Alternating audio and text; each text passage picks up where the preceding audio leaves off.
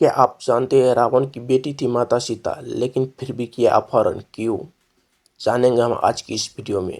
रामायण में कई महत्वपूर्ण पात्र हैं, जिनमें से राम, सीता और रावण प्रमुख हैं।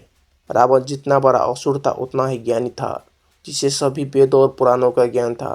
रावण के बारे में कई रहस्य ऐसे हैं जो अभी तक उजागर नहीं हुए। वही देवी सीता की भक्ति तो पूरे जगत में पूजनीय है। देवी सीता की महिमा ऐसी है कि राम से पहले देवी सीता का नाम लिया जाता है। देवी सीता को लक्ष्मी का अवतार माना जाता है, लेकिन विभिन्न रामायण और पौराणिक कथाओं में देवी सीता के जन्म से लेकर रहस्यमय और रोचक कथाएं हैं। इसकी वजह यह है कि देवी सीता के माता पिता भले ही राजा जनक कहलाते हैं, लेकिन ये केवल उनके पालक माता पिता है। इनका जन्म भूमि से हुआ था, इसलिए इनके जन्म के संदर्भ में कई कथाएं मिलती है।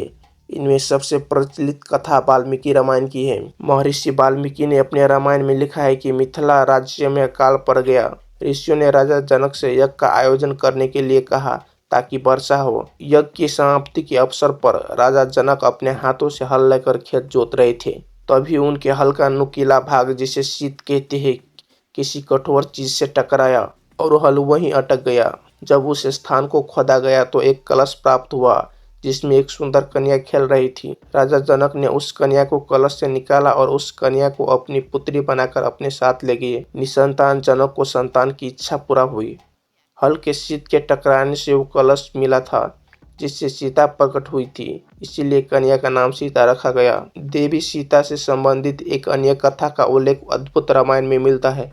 इस रामायण में लिखा है कि रावण ने कहा था कि जब उसके हृदय में अपनी पुत्री से विवाह की इच्छा उत्पन्न हो तो उसकी पुत्री ही उसकी मृत्यु का कारण बने। इस संबंध में कथा का विस्तार इस तरह मिलता है कि घृतसंबंध नाम के ऋषि देवी लक्ष्मी को पुत्री रूप में पाने के लिए हर दिन मंगलोच्चारण के साथ एक कलश में दूध की बूंद डालते थे। एक दिन जब ऋषि आश्रम में नहीं थे, तब रावण वहां पहुंचा और वहां मौजूद ऋषियों को मारकर उनका रक्त कलश में भर लिया। इस कलश को रावण महल में लाकर छुपा दिया। मंदोदरी ने उस कलश को लेकर बहुत उत्सुक थी कि आखिर उसमें क्या है। एक दिन जब रावण महल में नहीं था, तब चुपके से मंदोदरी ने उस कलश को खोलकर देखा। मंदोदरी कलश को उठाकर सारा रक्त पी गई, जिससे वो गर्भवती हो गई। ये भेद किसी को पता न चले, इसलिए वो लंका से बहुत दूर अपनी पुत्री को कलश में छिपाकर मिथिला भूमि में छोड़ आई। इस तरह सीता को रावण की पुत्री बताया जाता है। तो दोस्तों, आज के लिए इतना ही। वीडियो कैसा लगा कमेंट में जरूर बताएं और चैनल पर नए हो तो चैनल को सब्सक्राइब कर दें।